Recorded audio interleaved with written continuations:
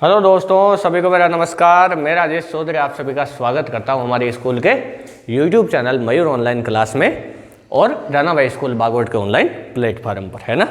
तो जितने भी हमारे राना भाई और मयूर दोनों के जो स्टूडेंट हैं उनके दोनों के लिए वीडियो कारगर है।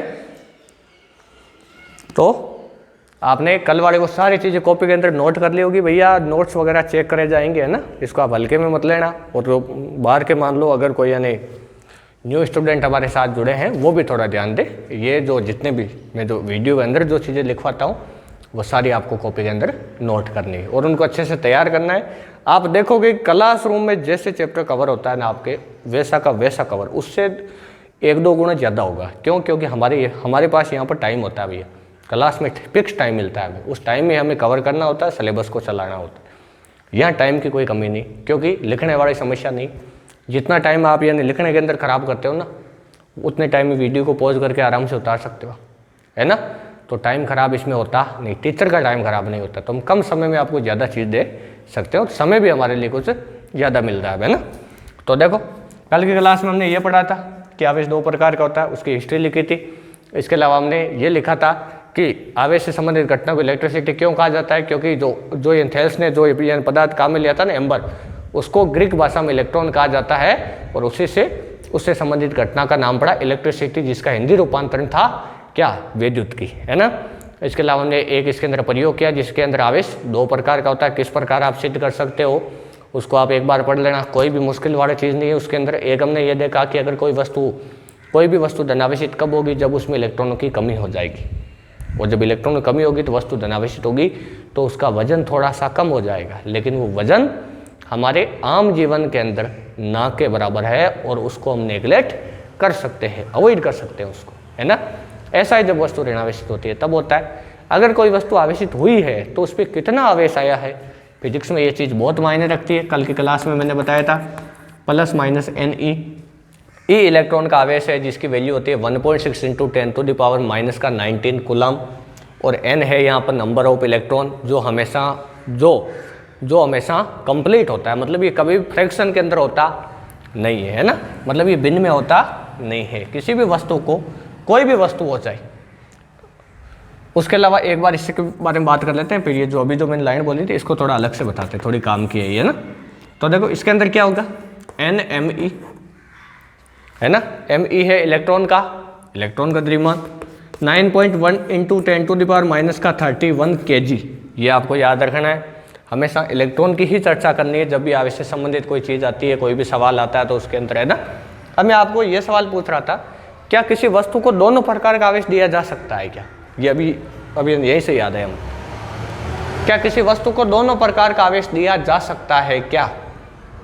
बिल्कुल कॉमन सा सवाल है। तुम ये बताओ, मेरे पास एक वस्तु है B जिसका कार्यफलन है 2 इलेक्ट्रॉन वोल्ट। एक वस्तु है C जिसका कार्यफलन है 3 इलेक्ट्रॉन वोल्ट। मैंने 2 वस्तुओं को घर्षण करवाया आपस में और एनर्जी उत्पन्न हुई भैया कितनी, 4 ले लो इसका चौथ, 4 एनर्जी उत्पन्न हुई 3 इलेक्ट्रॉन वोल्ट।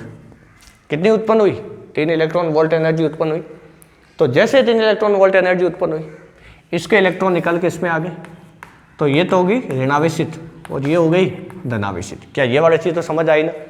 अब मैं आपको कहूँ इसके पास में मैं एक और वस्तु रख दूँ और उस वस्तु है A, उसका जो कार्यफलन है वर्क फंक्शन वो है 1 इलेक्ट्रॉन वोल्ट। अगर 1 इलेक्ट्रॉन वोल्ट है, इन दोनों को घर्षण करवाया और एनर्जी मान लो 3 इलेक्ट्रॉन वोल्ट ही उत्पन्न हुई। अब की बार भी कितनी एनर्जी उत्पन्न हुई? 3 इलेक्ट्रॉन वोल्ट। तो बताओ इसका कार्यफलन कम है, तो 3 इलेक्ट्रॉन वोल्ट एनर्जी इनके बीच में जब तक मतलब पूरी जितनी उत्पन्न होगी ना, उससे पहले इसके इलेक्ट्रॉन निकल जाएंगे। क्यों? क्योंकि ये वाले इंतजार करते हैं कि 1 इलेक्ट्रॉन वोल्ट एनर्जी होते ही बाहर निकल जाऊंगा और ये 2 इलेक्ट्रॉन होने पर बाहर निकलेंगे, मतलब ये पहले निकल जाएंगे उस एनर्जी को लेकर, इसको मौका ही नहीं मिलेगा बाहर निकलने का, है ना। तो इलेक्ट्रॉन यहाँ से यहाँ तक चले जाएंगे इसके अंदर। तो ये तो हो जाएगी आपकी कैसी, पॉजिटिव चार्ज और ये नेगेटिव। अब देखो यहाँ पर क्या आपको खास चीज़ दिखाई दी, वस्तु पे पॉजिटिव चार्ज भी है और नेगेटिव भी।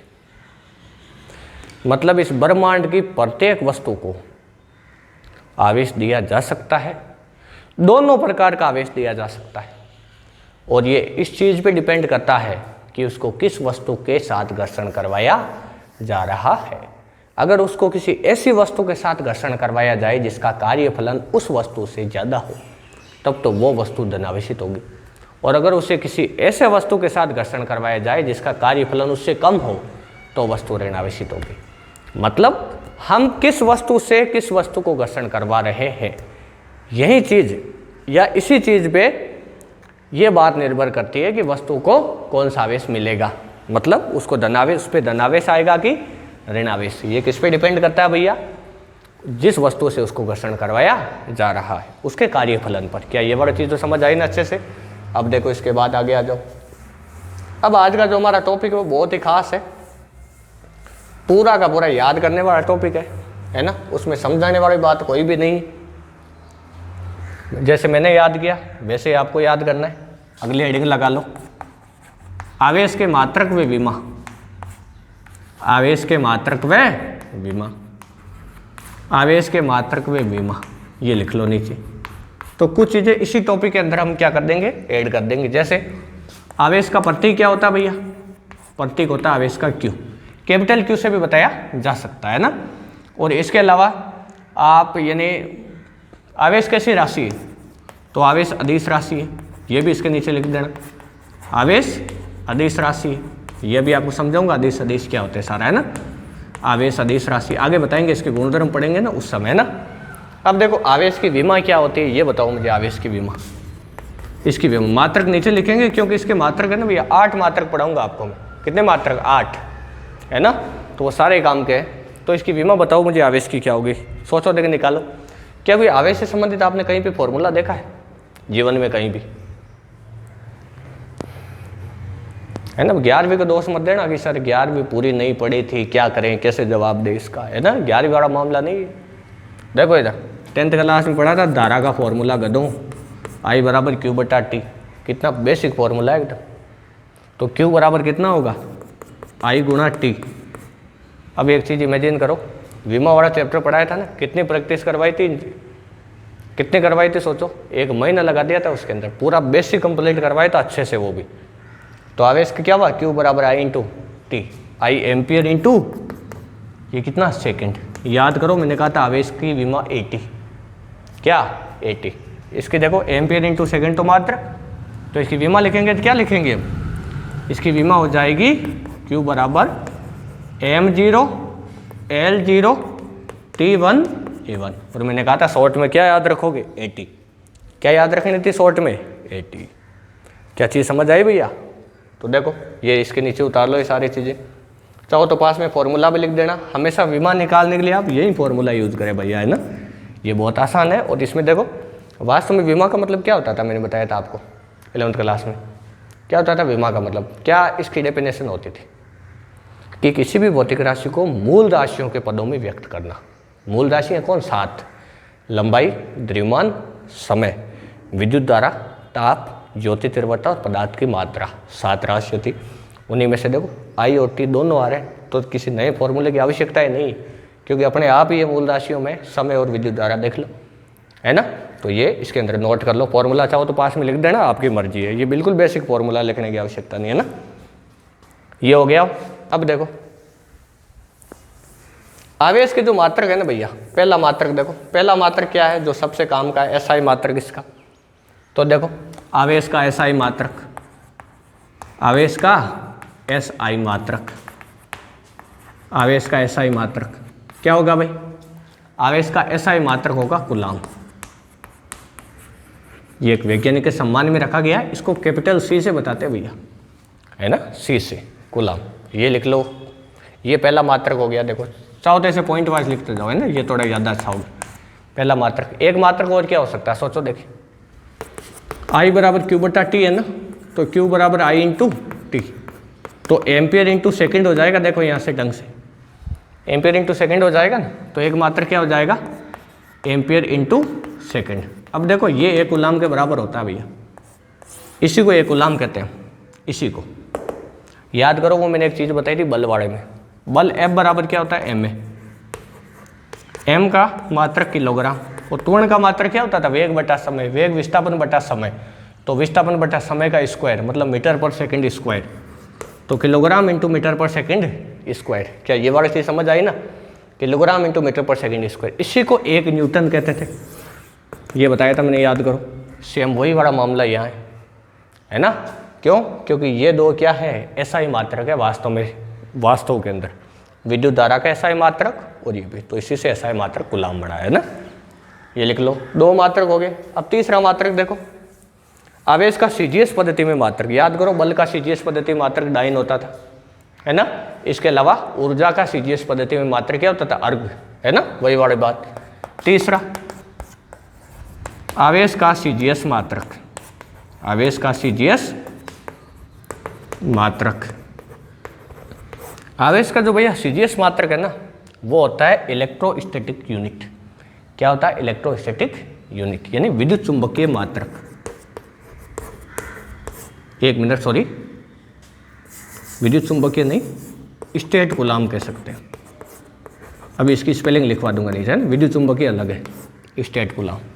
क्या ये वाला चीज़ समझ आई ना? ये इसका मात्रक होता है, इसको ESU से बताते हैं, ESU। अब देखो, 1 कूलाम बराबर होता है 3 × 10⁹ ESU। 1 कूलाम बराबर 3 × 10⁹ ESU। अब देखो, ESU से क्यों लिखा जाता है इसको? बोलने में इसको हम स्टेट कूलाम बोलेंगे। क्या बोलेंगे? स्टेट कूलाम, यही बोलना है आपको।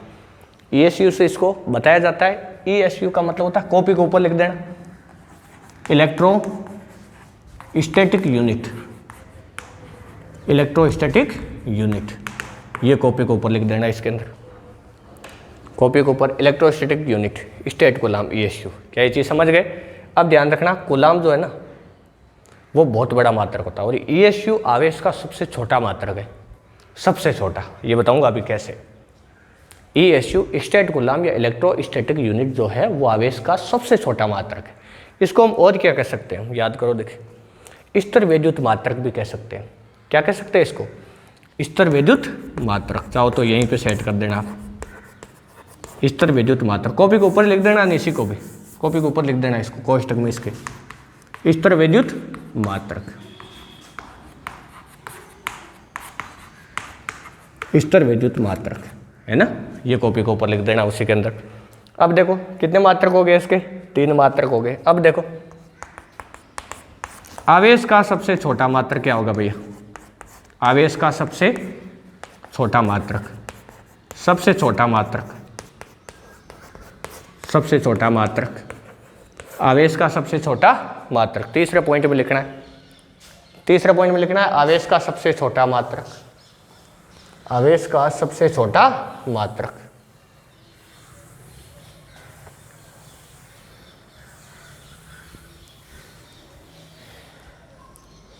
आवेश का सबसे छोटा मात्रक क्या होगा भैया? आवेश का सबसे छोटा मात्रक, आवेश का सबसे छोटा मात्रक होता है फ्रैंकलिन। तो चाहो तो इस लाइन के आगे लिख देना, आवेश का सबसे छोटा मात्रक फ्रैंकलिन होता है। ये देख लो बोर्ड पे, फ्रैंकलिन,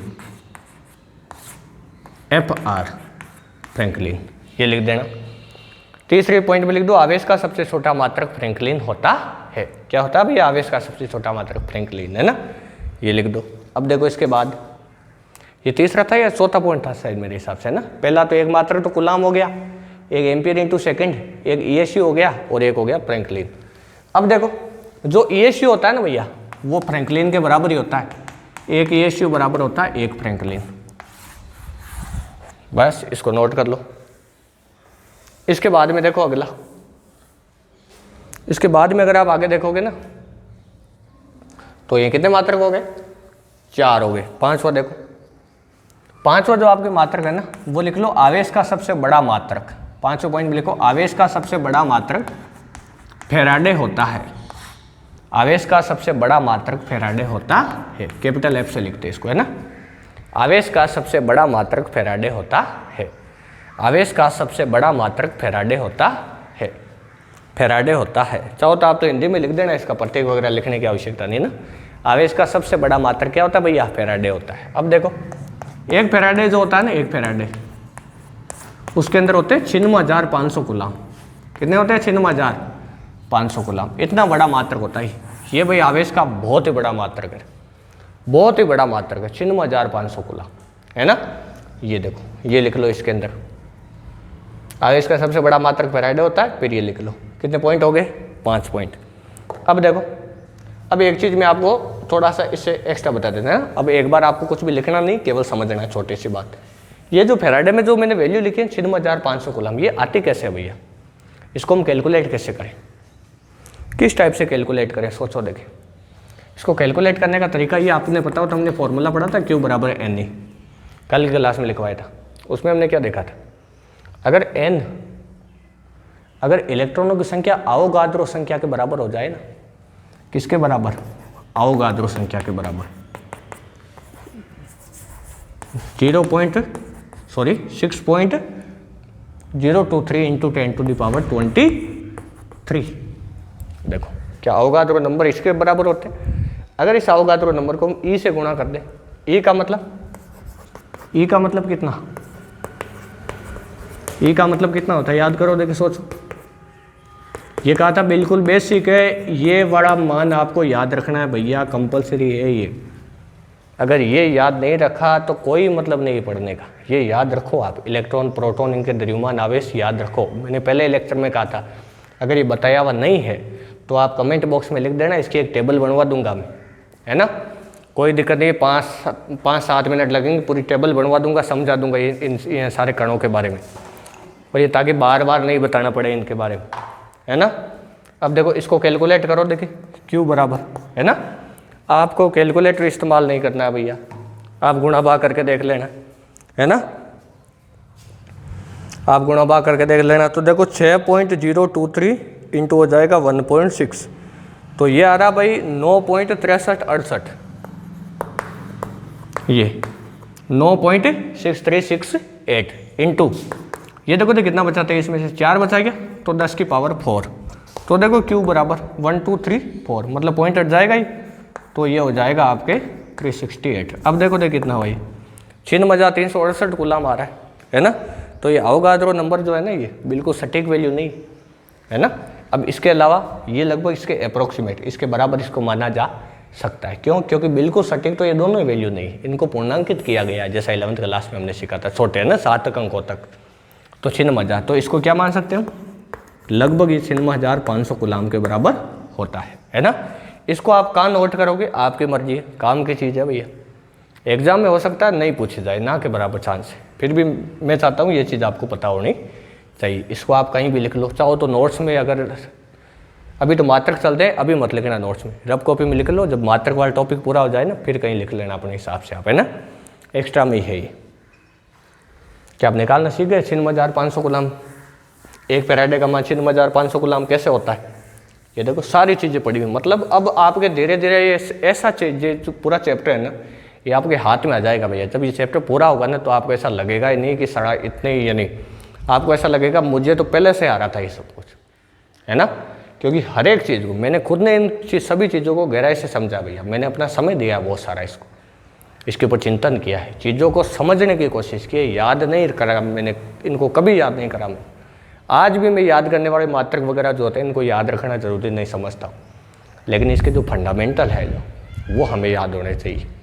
वास्तविक जो ज्ञान है ना, कि वस्तुएं आवेशित कैसे होती है, ये सारी चीज़ें हमें पता होनी चाहिए। इसमें समय लगता है भैया, है ना, सीखने में समय लगता है। एक दिन के अंदर कोई भी बहुत ये महान आदमी नहीं बन जाता है, सालों की मेहनत होती है उसके अंदर, है ना।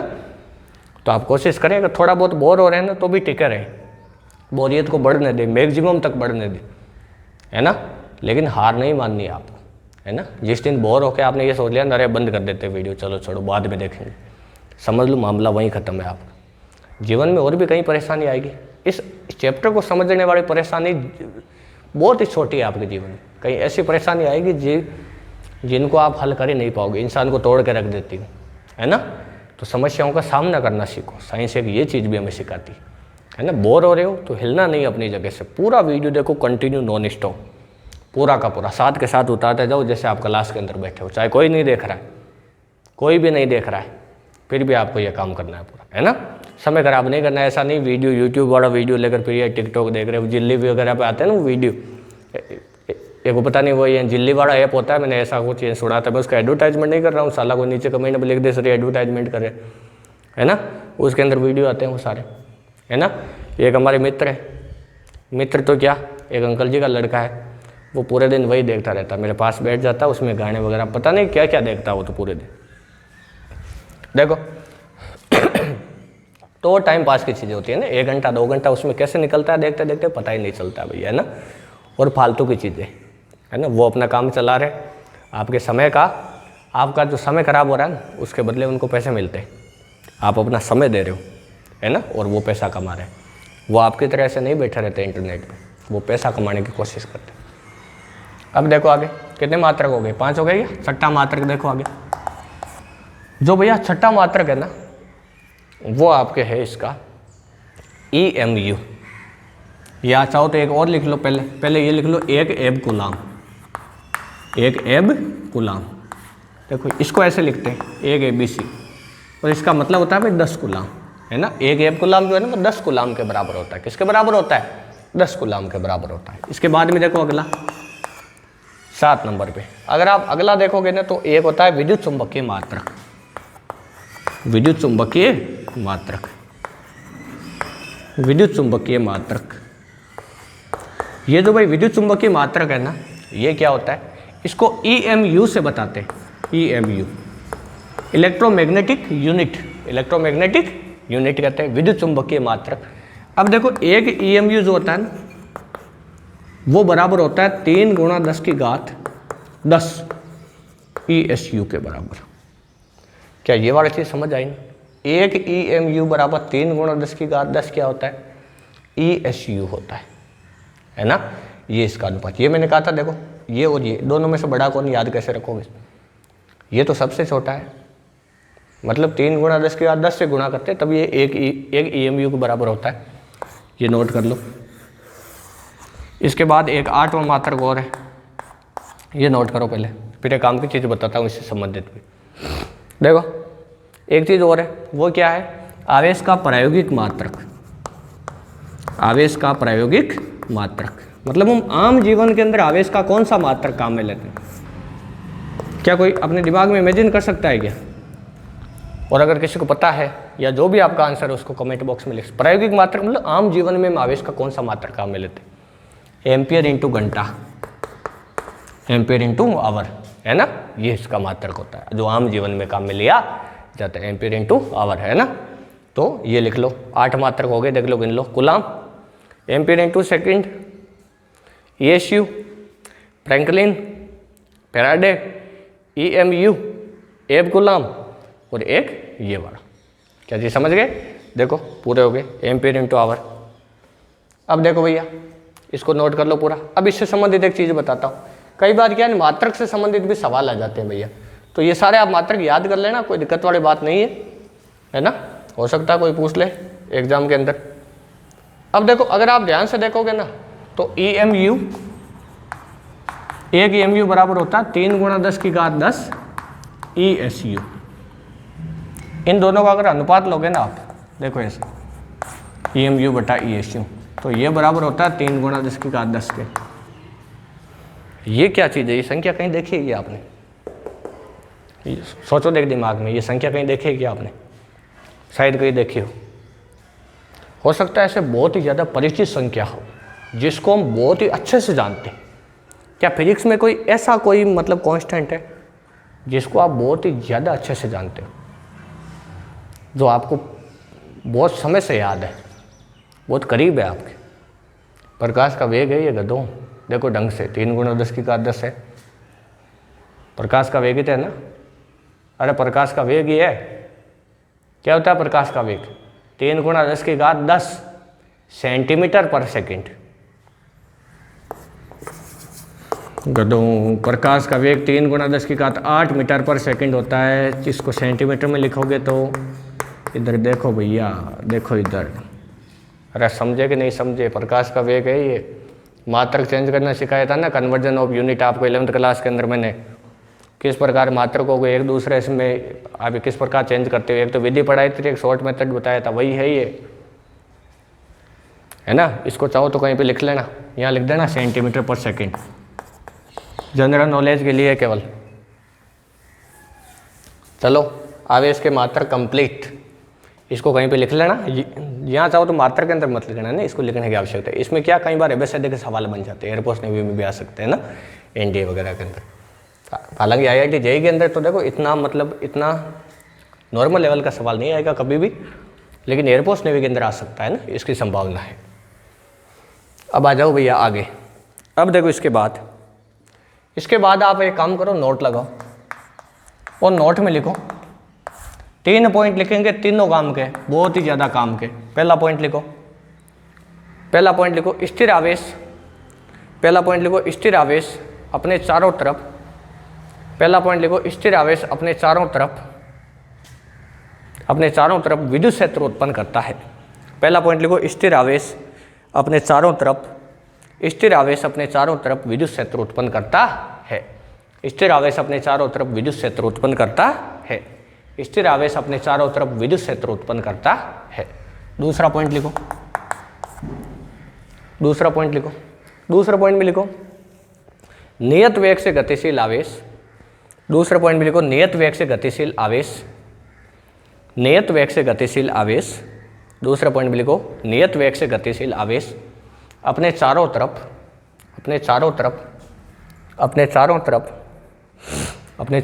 विद्युत क्षेत्र व चुंबकीय क्षेत्र का निर्माण करता है। अपने चारों तरफ विद्युत क्षेत्र व चुंबकीय क्षेत्र का निर्माण करता है। अपने चारों तरफ विद्युत क्षेत्र व चुंबकीय क्षेत्र का निर्माण करता है। विद्युत क्षेत्र व चुंबकीय क्षेत्र का निर्माण करता है। तीसरा पॉइंट लिखो त्वरित आवेश। तीसरा पॉइंट लिखो त्वरित आवेश।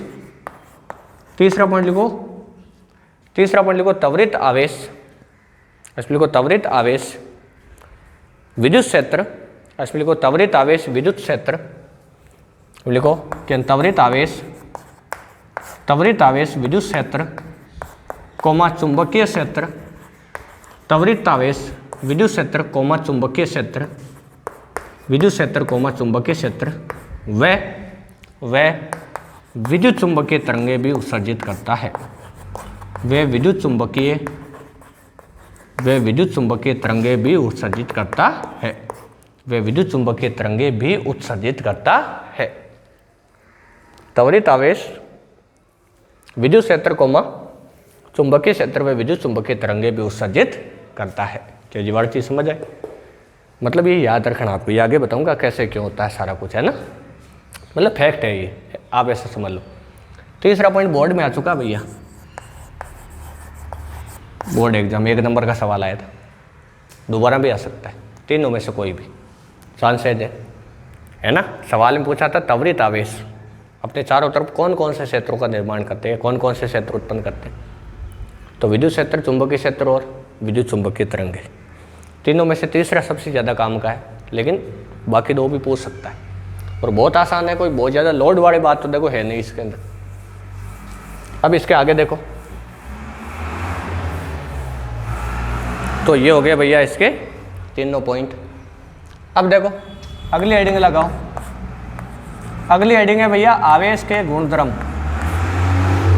आवेश के गुणधर्म, प्रॉपर्टीज ऑफ चार्ज। अगली हेडिंग क्या है? प्रॉपर्टीज ऑफ चार्ज, आवेश के गुणधर्म। क्या है भैया? आवेश के गुणधर्म। आवेश के गुणधर्म।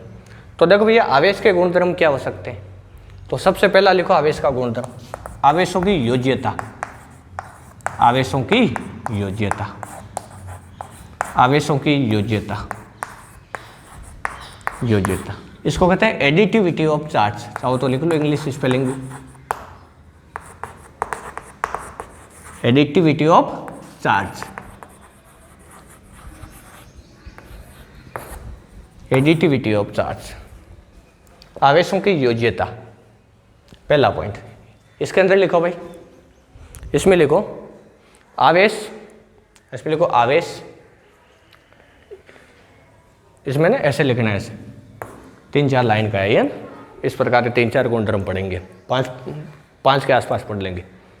आवेशों की योज्यता, इसमें लिखो भाई, इसमें लिखो आवेश अदिश राशि होने के कारण, आवेश अदिश राशि होने के कारण, आवेश अदिश राशि होने के कारण, इसमें लिखो आवेश अदिश राशि होने के कारण, इसमें लिखो कि आवेश अदिश राशि होने के कारण इसे, इसमें लिखो अदिश राशि होने के कारण इसे,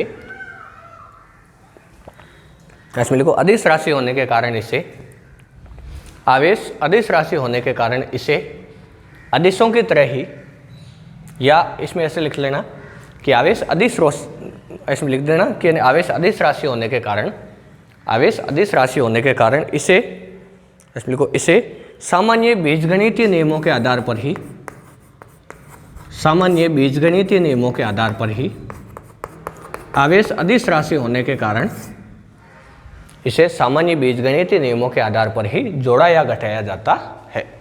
इसमें लिखो कि इसे सामान्य बीजगणितीय नियमों के आधार पर ही जोड़ा या घटाया जाता है।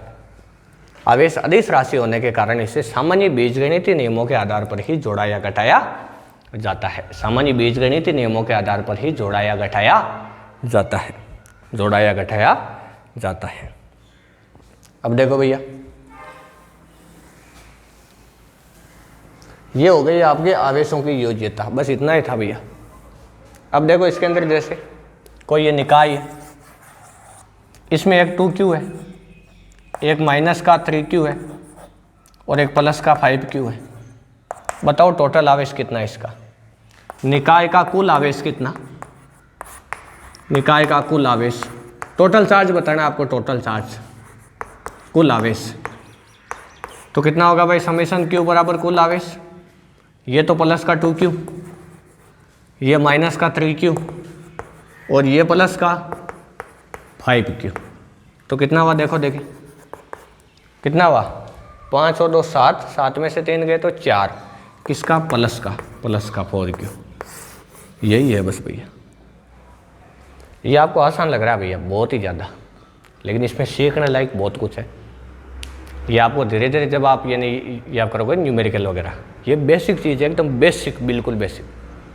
होता क्या है, जितनी भी अदिश राशियाँ होती है ना, जैसे मैं कहूँ आपको 2 पेन और 2 पेन, टोटल पेन कितने हो गए? 4। क्योंकि पेन की जो संख्या है ना, उसके बारे में हमें जानकारी लेने के लिए दिशा के बारे में जानकारी होना जरूरी नहीं है, इसलिए उनको डायरेक्ट जोड़ा जा सकता है। अभी इसके बारे में थोड़ा सा बताऊँ, एक काम करो, पहले इसे नोट करो, फिर एक बार अदिश सदिश के बारे में थोड़ा सा बता देते हैं, जो जितने भी न्यू स्टूडेंट हैं ना उनके बारे में। वैसे जो 11वीं के जो स्टूडेंट है, जो मुझसे पढ़े, उनको अदिश सदिश के बारे में बहुत ही गजब की जानकारी है। सोचो कितनी चीज़ें पढ़ी थी, वो उसी गन से शुरुआत की थी, आपको पता हो तो, कि इस कोने का निर्देशांक बताओ, इस कोने का निर्देशांक बताओ, ये निर्देशांक बताओ।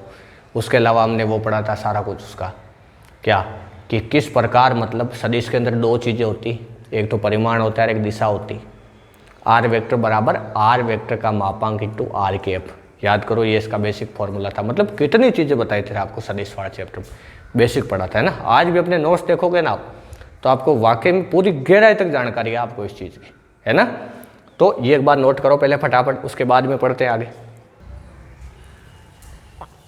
अब देखो भाई, अब वास्तव में सदिश सदिश होते क्या? देखो नॉर्मल सी चीज़ बताऊंगा, ज़्यादा फालतू में हम डिटेल में नहीं जाएंगे, केवल जो जितने भी नए स्टूडेंट हैं उनको थोड़ी सी चीज़ समझ में आ जाए, इस गुण धर्म की वैल्यू उनको समझ आए, इसलिए। देखो 2 राशियाँ होती है, एक तो सदिश होता है, एक अदिश होता है ना। अदिश और सदिश 2 टाइप की होती है। वैसे तो इसके ऊपर कम से कम 20 दिन चाहिए, 20 लेक्चर 1-1 घंटे के हो ना, तब जाके पूरा टॉपिक क्लियर होता है, न्यूमेरिकल वगैरह सारे हो जाते हैं। अब देखो वैसे एक प्रदेश भी होती है, उसके बारे में फालतू में क्या मतलब है फैक्ट जानने की? 3 राशियाँ होती है, वो होती है, उदाहरण बताऊँ, है ना, क्या मतलब उनका।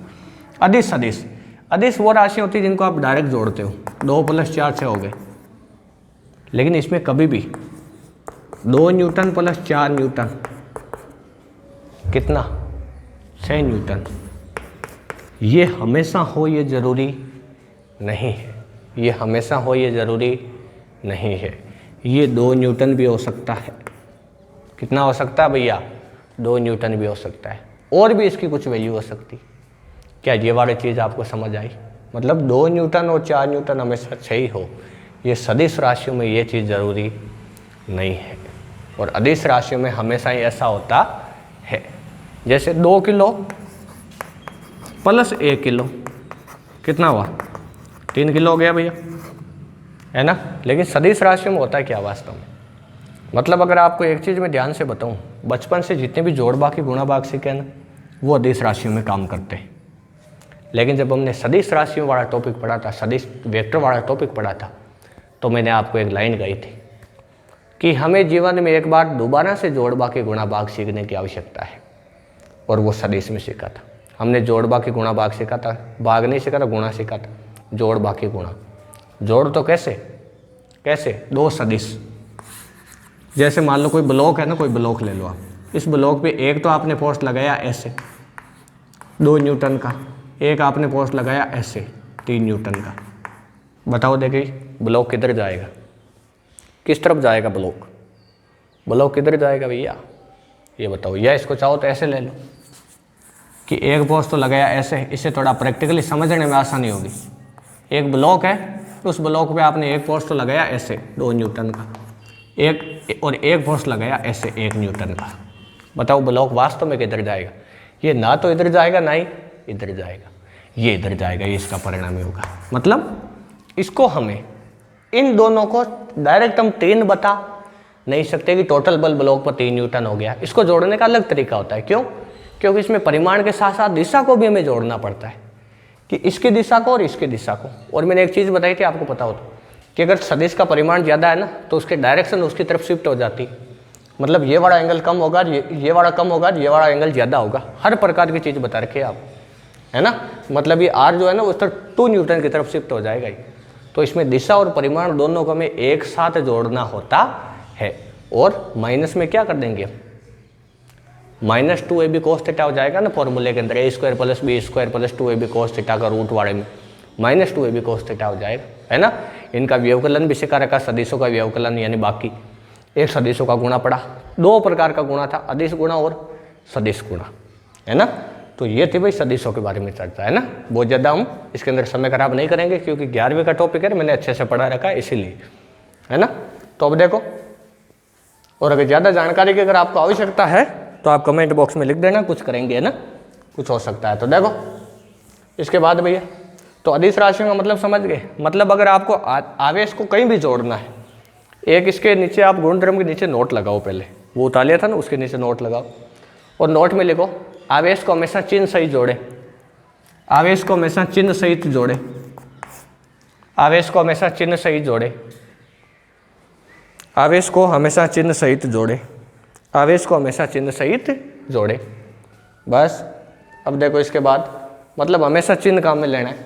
आवेश अगर माइनस का है तो मतलब वहाँ माइनस वो डायरेक्शन नहीं बता रहा है, वो उसकी प्रकृति को बता रहा है। तो 2 कूलम और -3 कूलम -1 कूलम होगा। तो इसमें माइनस प्लस के चिन्ह का आपको विशेष तौर से ध्यान रखना है, ये कभी भी गड़बड़ नहीं करनी। आगे कुछ न्यूमेरिकल में ये हमारे काम में आएगा, वो देखना आप, है ना। अब देखो दूसरा गुणधर्म लिखो इसका, दूसरा लिखो आवेश का संरक्षण, आवेश का संरक्षण,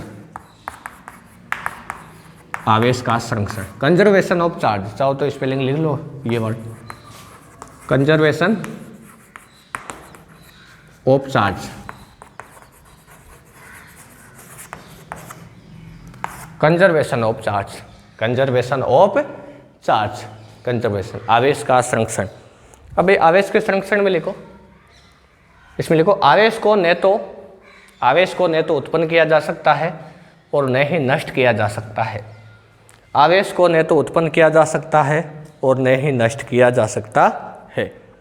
आवेश को न तो उत्पन्न किया जा सकता है और न ही नष्ट किया जा सकता है। इसे केवल एक वस्तु से दूसरे वस्तु में स्थानांतरित किया जा सकता है। आवेश को न तो उत्पन्न किया जा सकता है और न ही नष्ट किया जा सकता है। इसे केवल एक वस्तु से दूसरे वस्तु में स्थानांतरित किया जा सकता है। इसे केवल एक वस्तु से दूसरे वस्तु में स्थानांतरित किया जा सकता है। यही आवेश, इसमें लिखो यही आवेश संरक्षण सिद्धांत है। इसमें लिखो यही आवेश संरक्षण सिद्धांत है। इसमें लिखो यही आवेश संरक्षण सिद्धांत है। अब एक शानदार चीज़ बताऊँ आप, आवेश संरक्षण सिद्धांत है, इसका आज तक कोई अपवाद नहीं मिला भैया, है ना। एक बार ऐसी कंडीशन बन गई थी जब ऊर्जा के संरक्षण नियम का खंडन हो रहा था, ये नाभिक वाला चैप्टर में देखेंगे, वह आवेश संरक्षण ने उसको बचा लिया था, है ना। कई नियमों की, मतलब कई प्रकार के जो प्रकृति के नियम है ना, सिद्धांत, उनकी खोज करने में आवेश संरक्षण सही साबित हुआ है। इसने उनकी खोज करवाई, इसकी वजह से हुई। तो आवेश संरक्षण सिद्धांत एक बहुत ही शानदार है, मतलब आप आवेश को कभी नष्ट नहीं कर सकते और नहीं आप उत्पन्न कर सकते हो। ऐसा नहीं 4 गुलाम था, 4 गुलाम को मार दिया, तलवार लेकर गई, है ना, ऐसा नहीं होता है। तो मतलब आवेश को ना तो उत्पन्न कर सकते हो न ही नष्ट कर सकते हैं। इसे केवल एक वस्तु से दूसरे वस्तु में स्थानांतरित किया जा सकता है। आवेश का मतलब क्या है, एक चीज़ बताओ मुझे। आवेश का की पॉइंट क्या था? इलेक्ट्रॉन था भैया। इलेक्ट्रॉन निकालेंगे, उसमें इलेक्ट्रॉन डालेंगे तभी वस्तु पे धनावश्यक अनावश्यक इलेक्ट्रॉन ही थे। मैंने पूरा करता धरता हमारे पूरे टॉपिक का, है ना। क्योंकि भी ऐसा सुना आपने इलेक्ट्रॉन की मृत्यु हो गई, और ऐसा किसी ने सुना है कि आज इलेक्ट्रॉन की मृत्यु हो गई, मैं दाग में जा रहा हूँ इलेक्ट्रॉन के, है ना। ऐसा होता नहीं है, इलेक्ट्रॉन की मृत्यु नहीं होती है। एक जगह होती तो है, लेकिन वहाँ भी आवेश संरक्षित होता है। ये आपको आगे इसी उदाहरण में दिखाऊंगा। लेकिन वो मृत्यु नहीं है, वो मुक्ति है ना। इलेक्ट्रॉन की मुक्ति है वो। देखो आगे बताएंगे सारा कुछ, बहुत इंटरेस्टिंग होता जाएगा चैप्टर जैसे जैसे आगे बढ़ेगा ना वैसे वैसे। अब सबसे पहले आप उदाहरण लिख लो इसके उदाहरण पूछे जाने के चांसेज होते हैं भैया, है ना। पहला उदाहरण लिख लो आवेश संरक्षण का, ये इसी के अंदर चलेगा पूरा, है ना। एक पेज भरेगा पूरा इसमें, देखना इसका उदाहरण। पहला उदाहरण लिखो, जब दो वस्तुओं को आपस में घर्षण करवाया जाता है, इसमें लिखो जब दो वस्तुओं को आपस में घर्षण करवाया जाता है, जब दो वस्तुओं को आपस में घर्षण करवाया जाता है तो जूल के नियमानुसार ऊष्मा उत्पन्न होती है। जब दो वस्तुओं को आपस में घर्षण करवाया जाता है तो जूल के नियमानुसार, इसमें लिखो तो जूल के नियमानुसार ऊष्मा उत्पन्न होती है। इसमें लिखो तो जूल के नियमानुसार ऊष्मा उत्पन्न होती है। इस ऊष्मा को, इसके आगे लिखो इस ऊष्मा को, इसमें लिखो इस ऊष्मा को पाकर एक वस्तु से इलेक्ट्रॉन, इसमें लिखो इस ऊष्मा को पाकर एक वस्तु से इलेक्ट्रॉन दूसरे वस्तु में चले जाते हैं। इसमें लिखो इस ऊष्मा को पाकर इलेक्ट्रॉन एक वस्तु से दूसरे वस्तु में चले जाते हैं। इसमें लिखो इस ऊष्मा को पाकर इलेक्ट्रॉन एक वस्तु से दूसरे वस्तु में चले जाते हैं। एक वस्तु से दूसरे वस्तु में चले जाते हैं। एक वस्तु से दूसरे वस्तु में चले जाते हैं। इसके आगे लिखो दोनों वस्तुओं को, इसमें लिखो दोनों वस्तुओं को, इसमें लिखो दोनों वस्तुओं को घर्षण करवाने से पूर्व, इसमें लिखो दोनों वस्तुओं को घर्षण करवाने से पूर्व दोनों वस्तुएं उदासीन थी। इसमें लिखो दोनों वस्तुएं उदासीन थी। इसमें लिखो दोनों वस्तुएं उदासीन थी। दोनों वस्तुएं उदासीन थी अर्थात, इसमें लिखो अर्थात निकाय का कुल आवेश शून्य था। इसमें लिखो अर्थात निकाय का कुल आवेश शून्य था। इसमें लिखो अर्थात निकाय का कुल आवेश शून्य था। इसमें लिखो अर्थात निकाय का कुल आवेश शून्य था। इसके आगे लिखो घर्षण करवाने के बाद, इसमें लिखो घर्षण करवाने के बाद, इसमें लिखो घर्षण करवाने के बाद, इसमें लिखो घर्षण करवाने के बाद, इसमें लिखो घर्षण करवाने के बाद पहली वस्तु से जितने इलेक्ट्रॉन, इसमें लिखो कि घर्षण करवाने के बाद पहली वस्तु से जितने इलेक्ट्रॉन निकलते हैं उतने ही दूसरे वस्तु में प्रवेश कर जाते हैं। इसमें लिखो घर्षण करवाने के बाद पहली वस्तु से जितने इलेक्ट्रॉन निकलते हैं उतने ही इलेक्ट्रॉन दूसरे वस्तु में प्रवेश, इसमें लिखो कि नहीं उतने ही इलेक्ट्रॉन दूसरे वस्तु में प्रवेश कर जाते हैं। अर्थात दोनों वस्तुओं पर आवेश परिमाण में बराबर व प्रकृति में, इसमें लिखो अर्थात, इसके आगे लिखो अर्थात दोनों वस्तुओं पर उत्पन्न आवेश, इसमें से लिख देना कि अर्थात दोनों वस्तुओं पर उत्पन्न आवेश परिमाण में बराबर व प्रकृति में विपरीत होता है। इसलिए विपरीत होता है। अतः घर्षण करवाने के बाद भी निकाय का कुल आवेश शून्य है। इसमें लिखो अतः घर्षण करवाने के बाद भी निकाय का कुल आवेश क्या है? शून्य है। ये था भाई इसका उदाहरण पहला, है ना। अब इसके और भी 3-4 उदाहरण है जो हम क्या करेंगे कल के क्लास के अंदर कवर करेंगे। तो आज के लिए इतना ही बहुत है ये। और इसके ना 3-4 उदाहरण है, ये भी टॉपिक पूरा नहीं हुआ। आवेश के गुणधर्म चल रहे, और इसके गुणधर्म में पहला गुणधर्म तो हो गया आवेश की योज्यता, दूसरा आवेश का संरक्षण, आवेश के संरक्षण दूसरा गुणधर्म ही चलता है। इसके भी 2-3 उदाहरण और है जो कल की क्लास में लिखवाएंगे। फिर आएगा आवेश का क्वांटिमीकरण, है ना। तो आप इस टॉपिक को अच्छे से तैयार करना है। कुछ इसके अंदर छोटे मोटे न्यूमेरिकल है वो आपसे हो जाएंगे, वो आप कोशिश करना। वो मैं आपको कल या परसों के लेक्चर में न्यूमेरिकल स्टार्ट करवाऊंगा, है ना। उसके कुछ छोटे मोटे न्यूमेरिकल करेंगे। मेन न्यूमेरिकल इस चैप्टर आएंगे गुलाम बल पढ़ने के बाद में, फिर तो न्यूमेरिकलों की भरमार हो जाएगी। और एक भी ऐसा न्यूमेरिकल नहीं होगा पूरी किताब में जो आपसे नहीं, है ना। एक वो मैंने कहा था चैनल को सब्सक्राइब करना है भैया, बहुत ज़्यादा अच्छा नतीजा नहीं मिला हमें, है ना। 1000 सब्सक्राइबर में अभी भी कुछ कम है, तो आप कोशिश करें, है ना। तो आज के लिए इतना ही बहुत है। बहुत बहुत धन्यवाद।